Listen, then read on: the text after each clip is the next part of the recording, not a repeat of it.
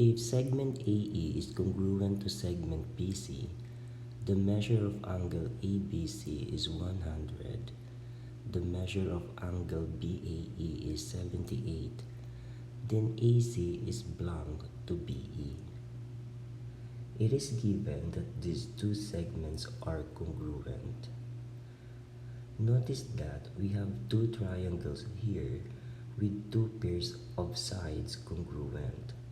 Side AE is congruent to side BC, and side AB is congruent to side AB. But the included angles are not equal.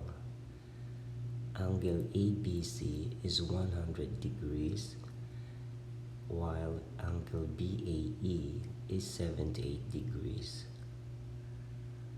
Hinge Theorem states that such condition leads to a conclusion which the opposite side of the larger angle is longer than the opposite side of the smaller angle. Hence, AC is greater than BE.